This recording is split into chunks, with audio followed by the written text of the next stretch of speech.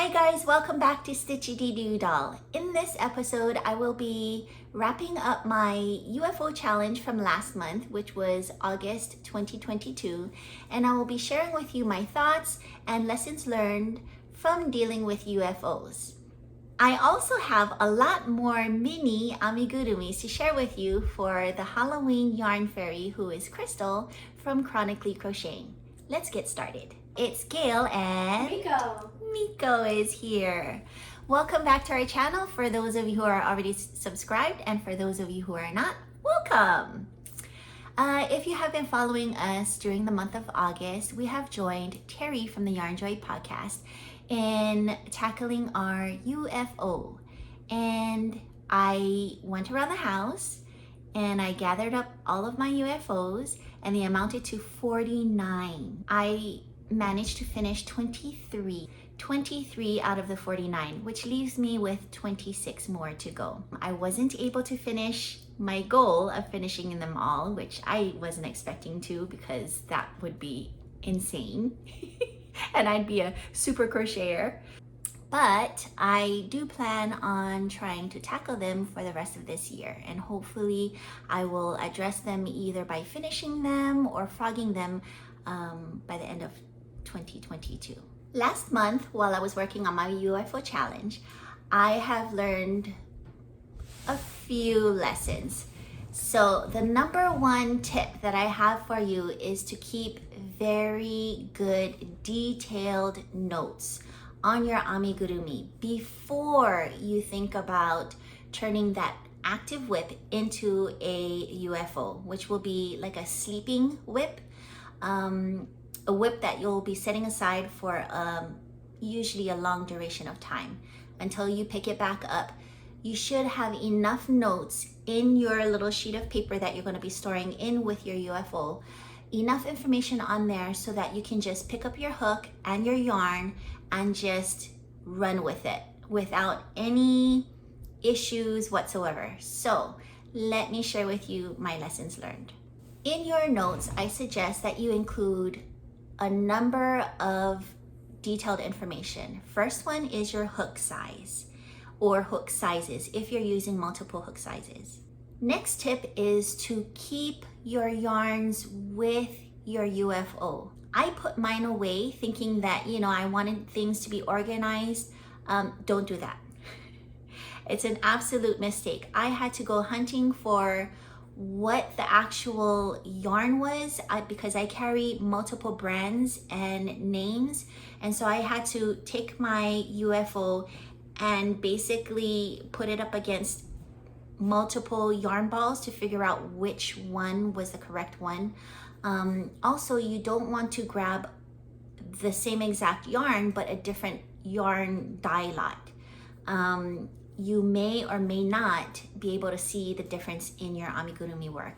For me, I don't typically worry too much about that, but if it is an issue for you, yes, keep your yarn in the same bag as your UFO. You also want to include your pattern, not just your pattern designer's name, but also the source. If you're anything like me, I discover my patterns and I store my patterns in different places. For instance, you may have a pattern from a book, or you may have gotten your pattern from an IG account, a YouTube tutorial. Maybe you store your pattern on Knit Companion if you use that app, which I happen to use, so I store some, not all of my patterns on Knit Companion.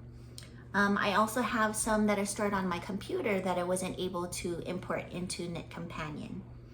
If you're a person who prints out your patterns and you keep it in a binder, make a notation in your little slip of paper with your notes with your UFO that you have this pattern available in such and such place.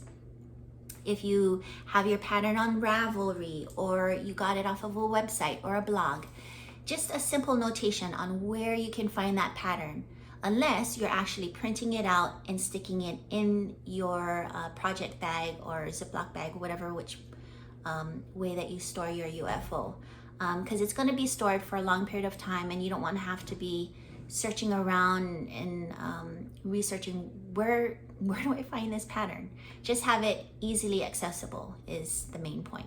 If you're using a special stitch, meaning a stitch that you're not normally accustomed to, that you're not quite familiar with, or you don't use on a regular basis, if it's a special stitch, I recommend that before you store it and put it away aside for later, I suggest that you finish up the parts that require that special stitch. Otherwise, you're going to have to put it in storage, bring it back out, and if you don't have very good memory like me, you may have to research how to do that stitch all over again, and it will set you back that much more time in order to figure it out and do it all over again. It did me in my my Heidi Bear's rhinoceros. Is it a rhinoceros? No, it's a triceratops. It's a dinosaur. It's a triceratops. In that pattern, it set me back maybe about a whole hour trying to figure out how to do a certain technique and a certain stitch to get it done. So if I were you, if you have a special stitch in your pattern, I recommend that you finish those parts off first, if you can, before storing it away. My last tip would be not to mix your UFOs. Keep them all separate in their own separate bags. So when you store your UFOs, you should store them in your either a project bag or a large gallon size Ziploc bag, whatever you decide. Keep them in an enclosed container of some kind, along with all of your UFO parts, your notes, which will include your hook sizes, your special notes, your pattern sources, any special stitches, any special notes that you might have regarding your pattern, any deviation that you have specific to this pattern or project. Denote it in your piece of paper, and then also include your yarns. I know that it's going to take it away from your stash, so you can't use it for any other projects, but I highly recommend that you do that if you want to get this particular project done right. So those are all of my tips for you on dealing with UFOs. I hope that helps you. Now that we got that out of the way, let's get into the fun part, shall we? My first finished object is Forky. So last week I made a mini Forky, one that could fit in the palm of your hands, but I stumbled upon this pattern online and I just had to make it. And it's not a mini, it's a finished object, and this is not going to Crystal. Sorry, Crystal. But if you'd like me to make one for you, I'd be glad enough to make you one. But this will be going into my own personal stash. I have some Toy Story Amigurumi, and I'd like to have a little collection. And this is a great addition to my Toy Story peeps. So this pattern is from Once Upon a Cheerio, and that's a website. I used I Love This Cotton and Premier Everyday Worsted. I used and also Lion Brand 24/7 cotton. I used a 3.5 millimeter E-hook, 15 millimeter and 20 millimeter googly eyes.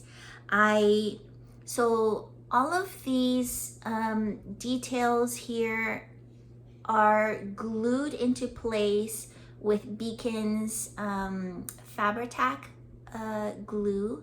And then to adhere the googly eyes, I wanted something stronger, so I went with a glue gun and red pipe cleaner. And in order to keep Forky stiff and give him some structure, if you notice he's pretty stiff, there's an actual plastic spoon in here to give him this form, and it also helps with this divot here. So that's pretty cool. I thought that was pretty cool. Do not use a fork and do not use a spork. Plastic spoon only. Let's see. For the bottom, I did put a piece of cutout plastic canvas. I prefer to use a plastic canvas as opposed to chipboard or cardboard whenever I'm trying to get a flat surface. And you'll see that also in my tree pouch with the little forest animals. That's one of my previous UFO projects. In the pattern, there's a slight error. In spike number 2, she says to single crochet in the first 2 stitches, then skip the next 10. But then she goes on to say single crochet in the next 2 stitches for a total of 5 stitches. And if you do the math, it doesn't add up to 5 stitches. So it should be single crochet in the first 2 stitches, skip the next 10, and then single crochet in the next 3 stitches, and that will give you your 5 stitches for the second spike. I would recommend that you use a low temp glue stick for attaching these googly eyes. I don't know if you can tell, but there. I used a high temp glue stick, and so it made the backing of the googly eye ripply because, which makes sense. It basically warped or melted the backing of the googly eye. So I recommend if you were to use glue stick, use the low temp glue stick, but just make sure that it is indeed adhered on properly. If it's not, then maybe use another adhesive. Also, I did make his feet, which are supposed to be popsicle sticks. I did make his feet, I believe, 1 or 2 rows shorter because I thought it was too long for what I liked.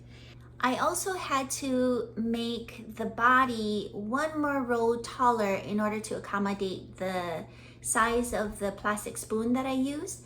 So you'll want to make it tall enough such that the spoon does not interfere with your tines. So just make sure that the body, before you start on the tines, is tall enough to cover the tip of the spoon, and then you can go ahead and start on your tines. Also for the eyebrows, I chained it according to what I thought looked good on his face. So I believe I may be a couple of chains shorter than actual pattern. So I just put it on here for sizing to see if I liked it or not. So with the 4 weight yarns and a 3.5 millimeter hook, Forky came out to 7 inches tall. And this is in comparison to my hand here. But other than that, that is it. And I'm super happy with how Forky came out. Love it. Now for the minis. My first finished mini is Baby Groot. Isn't he so cute? So this little guy is designed by Lovely Craft, and that's a blog or a website. I used Lion Brand 24/7 cotton in Cafe Au Latte or Cafe Au Lait, maybe? Cafe Au Latte. And grass for the green. I used 3.5 millimeter hook, 8 millimeter safety eyes, and embroidery floss for his mouth. And with the 4 weight yarn and 3.5 millimeter hook, he came out to be 4 inches tall. Next finished mini is this Star Wars Porg. So this little guy is designed by Geeky Hooker, and I got this pattern from Ravelry, and it is free. I used Premier Everyday Worsted in caramel and cream, Lion Brand 24/7 cotton in Cafe Au Latte or Cafe Au Lait, and Lion Brand Basic Stitch in charcoal heather. I used a 3.5 millimeter hook, and with the 4 weight yarn and 3.5 millimeter hook, he came out to be 2.5 inches tall. That's according to my hand. I also used 8mm safety eyes. Now in my notes, I say that you need to be comfortable with color changes because this color work is using the color change technique. So hopefully you'll know a little bit about color changing. It's not too bad, but if you're a beginner, it may be challenging for you. But you know, as a beginner, as you get a little more confident of your skills, I recommend trying something like this with color changing. You might be surprised. It might be easier than you think. So for this pattern, the only parts that you need to sew on are the wings and the 2 little feet. Oh, and I also used black embroidery floss for his face. Next finished mini is this Fall Guys. Let's see. This pattern is designed by Knit Grit here on YouTube. It's a free YouTube tutorial. I used Ice Yarns Alara in turquoise and black and Premier Everyday Baby in white. I use a 2.75mm hook, and with the 3-weight yarn and 2.75mm hook, he came out to be about 4 inches tall. And that's according to my hand size. So she has in the pattern rows 7 to 19 do this, and then in the next row she says row 19 again do this. It's a minor error, but if you watch her actual video, just do rows 7 to 19 as it says in the pattern, and then row 20 is when you start doing the decrease. So that would be my suggestion. But honestly speaking, it doesn't matter whether you start the decrease row in the 20th row or the 19th. It's just a minor detail. But yeah, so this is how he came out. I like the way he came out. So the parts that you need to sew on are the 2 arms, the 2 legs, and also his mask part. My next finished mini is Zero. He comes from Nightmare Before Christmas, and this design is from Just Miko here on YouTube. Just Miko, M-I-K-O. And it's not my Miko, but another Miko here on YouTube. It's not my Miko. It's another one. So this is a free YouTube pattern, and I used Premier Everyday Baby in white and Yarn Bee Sweet Minis in red and orange. I used 7mm safety eyes, and I have a note here that this particular pattern is in German. So how I got this done was I paid attention to the numbers in the pattern. I also watched her video intently to see exactly what she's doing as far as stitches or increasing or decreasing. If you're not comfortable with doing that, there are other zero patterns here on YouTube for free that you can follow, and I will try to link those other English speaking tutorials down below in the description box along with this particular one. But I chose this one because I liked the look of it. It's so cute, and it looks like a little baby Zero. Also, to be able to finish this, I have had to rely on my basic understanding of amigurumi shaping, as far as knowing when to increase and when to decrease, things like that. I also played with the playback speed for the video. So there were times where I've actually had to decrease the playback speed to maybe 0.5 speed and watch her do the actual stitches. So that's how I managed to finish this using a foreign language that I do not understand a lick of. So my next finished mini is Cookie Monster from Sesame Street. Isn't he so adorable? If only his eyes googled. But it doesn't. But he's still cute nonetheless. So he looks like a little baby Cookie Monster. This pattern is designed by Odinka Wisanindi here on YouTube. It's a free YouTube tutorial. I use Lion Brand Basic Stitch in royal blue, black, and white. I also use a 3.5mm hook, and with a 4-weight yarn and a 3.5mm hook, he came out to be approximately 5¼ inches tall. And this is compared to my hand. So for his eyes, it was supposed to be a complete sphere, but I pulled back. I didn't want to glue it on, and I thought it was too big. I mean, it's super cute with the big bulbous eyes, but I thought it was still cute enough, even when I pulled it back. I did, let's see, 2, 4, 6, 7 rows out of the entire eyeball pattern. I didn't do all of the rows because I didn't want it enclosed, and instead of gluing it on, I actually ended up sewing it on.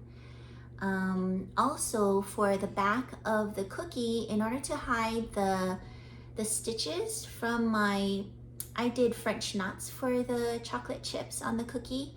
She did just some basic stitches, but I did French knots.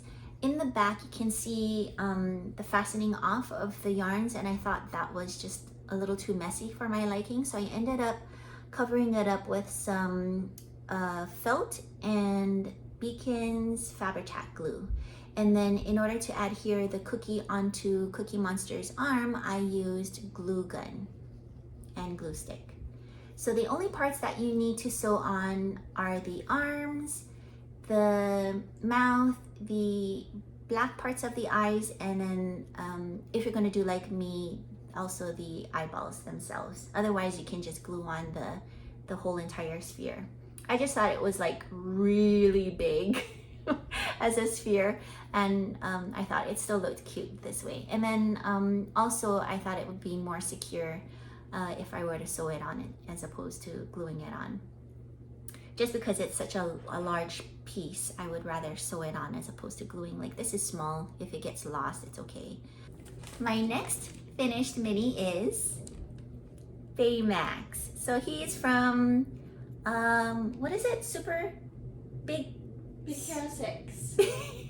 Big Hero Superhero 6. He's from Big Hero 6, and his name is Baymax.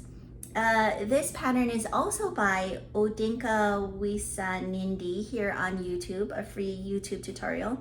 I use Premier Everyday Baby in white and a 2.75mm hook. With the 3-weight yarn and a 2.75mm hook, he came out to be about 3½ inches tall. And that's compared to my hands. I also used some red felt. I cut it out by hand, and I glued it on as usual with my Beacon's Fabri-Tac glue. I also used black embroidery floss for this portion in between the 2 safety eyes, and I used 7mm safety eyes.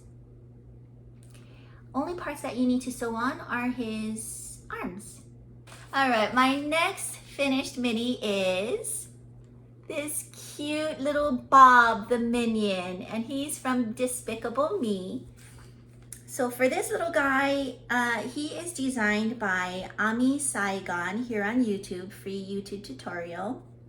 I use Ice Yarns Alara in black, and black and yellow, Yarn Bee Sweet Minis in white, a little bit of scrap gray yarn for his goggles, and also Cartopu Organica in the color K605 for this blue. I used a 2.75mm hook, and with the size 3 yarns and a 2.75mm hook, he came out to be approximately 2½ inches tall. And he came out super cute. Oh, and some embroidery floss for his mouth. 9.5 millimeter safety eyes.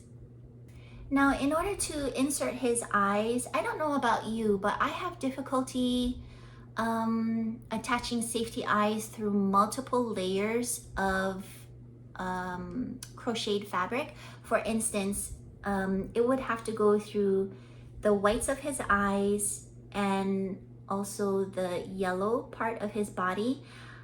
I don't usually have safety eyes that have long enough posts to go through both and then be able to fasten it in the back. So I end up having to fasten it only through one layer, so it's only through the eye.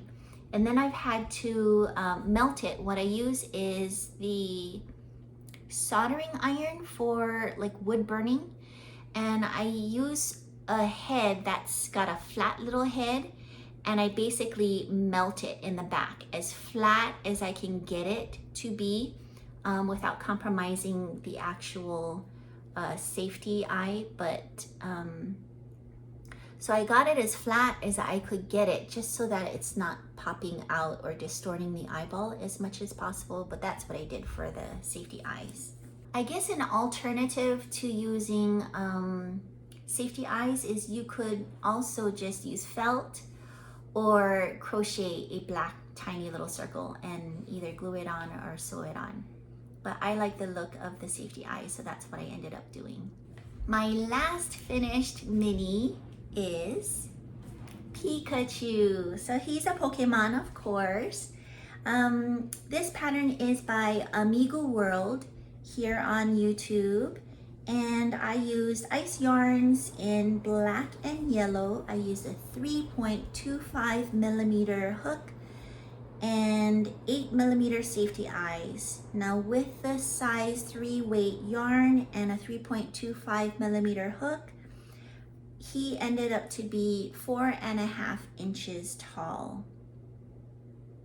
I also used red felt and the Beacon's Fabri-Tac glue to adhere these cheeks. Now these are not part of the original pattern, but as Miko says and pointed it out to me, Pikachu's red cheeks is what distinguishes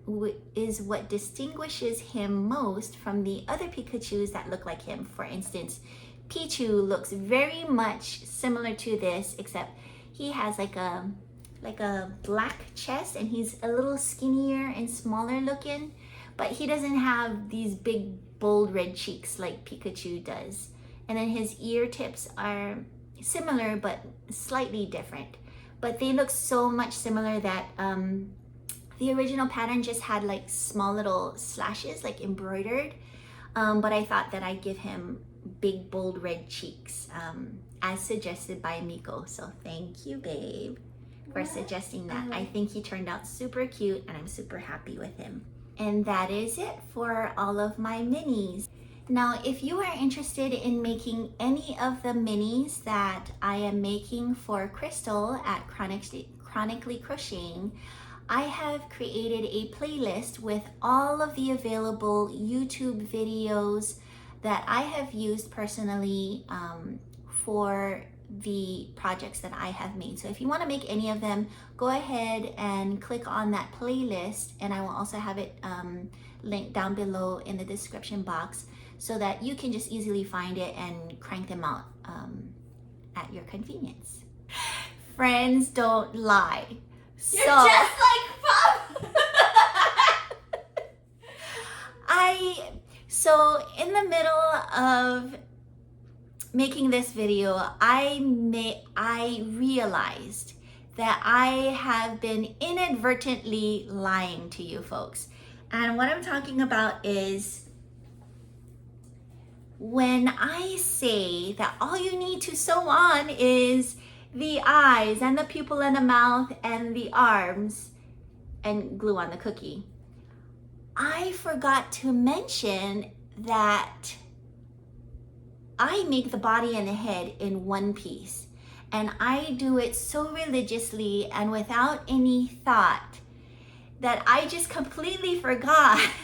And I don't even listen to the pattern when it says to sew it on and make it separate. I just do this mathematical thing and I make it work into one piece. And maybe that's something that I can teach you folks or show you folks how I do it, what I do in the future. But yeah, without thought, as soon as I see a pattern, I already know I'm gonna make the legs and the body and the head all in one piece. And depending on my mood, I may actually stitch the arms in. So majority of my patterns that I work on, regardless of what the pattern says, I will work the whole entire body, head, body, legs, and arms all in one piece. And I do it with the help of math. But yeah, I forgot to mention that. So when you watch my videos and I say all you have to sew on is da-da-da-da-da-da, just keep in mind that you may also have to sew on the head according to pattern.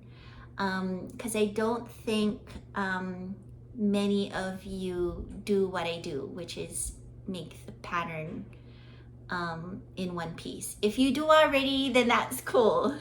Kudos to you, because I do not particularly enjoy sewing, and so I've created a method that allows me to create the whole entire body, some patterns if they allow me to. That's what I'll do. So just a little note for you folks to keep in mind when you're choosing these patterns. All right, guys, that's all I have this week. My next podcast may be on a Monday or a Friday. If you have a preference as to which day you would prefer, I would love to hear from you in the comments down below, just to gauge and see what works best for you folks. And also it'll have to work with my schedule as well, but I don't think that it will be on Sundays anymore. But yeah, so my posting days will be different the next time around. But we hope to see you in the next video. Until then, have a fun, crafty week. Bye. Bye.